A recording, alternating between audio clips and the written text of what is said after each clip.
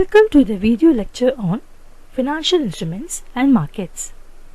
In this chapter 11, we are going to learn about basics of security analysis and portfolio management. The topics covered in the chapter are risks and investment alternatives, risk and marketability, investment and speculation, understanding investment process, and optimal portfolio design. The basic risk and its small explanations are listed as below. Credit risk, failure rate of investments. Market risk, ups and downs in demand and supply. Interest rate risk, variations in interest rates. Liquidity risk, money market variations causing liquidity issues.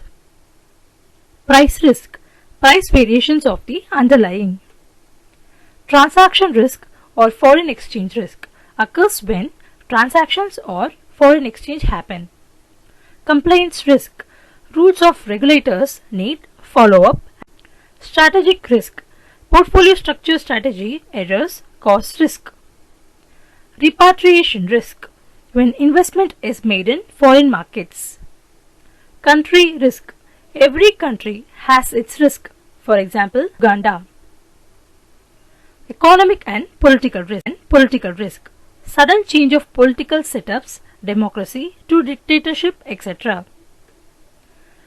Understanding savings and investments of individuals, it is known as portfolio. Investment alternatives that make a basket of investment or a portfolio.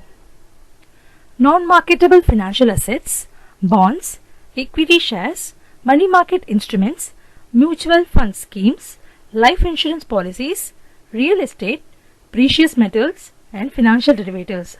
Or non-marketable financial, bank deposits, post office deposits, company deposits, provident fund deposits, gold and bullion.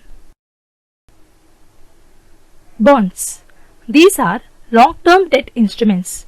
The issuer of a bond promises to pay a steady stream of cash flows during the duration of the bond and the terminal value at the expiry of the term of the bond.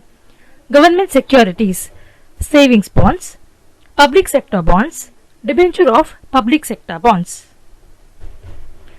Preference shares and equity shares represent ownership capital. This form of investment is subject to maximum risk. Money market instruments are debt instruments with a maturity period of less than 1 year at the time of issue. Examples: treasury bills, commercial paper, certificates of deposit. Mutual funds.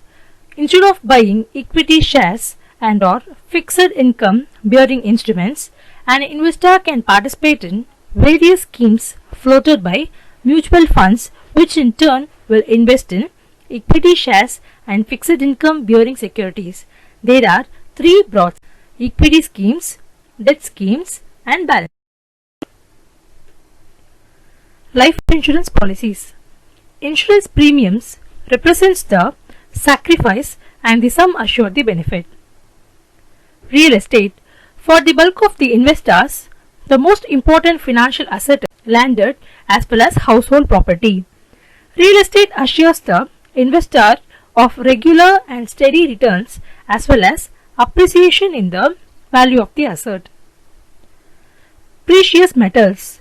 Investors purchase precious metals like gold, silver, platinum, etc. with a view to get a higher price after a future period of time. Security is a channel of investment towards which the savings of a potential investor are directed. Before investing in a security, the investor has to carefully plan the course of investment and be best assured that his investment will give the optimum returns by studying the attributes of investments. Investment attributes: rate of return, risk, marketability to have easy liquidity, tax shelter or benefits, rate of return equal to annual income value appreciation divided by the value at the beginning. Risk. The rate of return from investments like equity shares, real estate and precious metals can vary widely. The risk associated with an investment refers to the variability of its return. The degree of risk is measured by standard deviation and beta. Marketability. This refers to easy encashment or liquidity. An investment is termed to be marketable if it can be transacted quickly, the transaction cost is low, the price change between two successive transactions is negligible. Initial benefit. This refers to the tax benefit enjoyed at the time of making the benefit. Example, deposit an amount in the PPF account, a tax benefit under Section 80C of the Income Tax Act is obtained.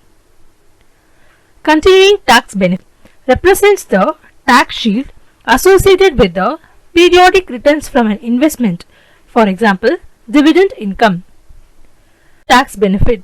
This refers to the tax benefit when an investment is realized or liquidated. Withdrawal from a provident fund account is not subject to tax. Investment and speculation. As per economics, investment is speculation and savings is precaution. However, portfolio management has another view. An investment has a longer planning horizon, whereas a speculation has a shorter period of time.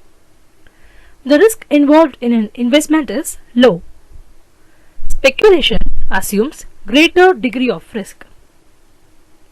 An investor seeks a moderate rate of return, whereas a speculator seeks a higher rate of return.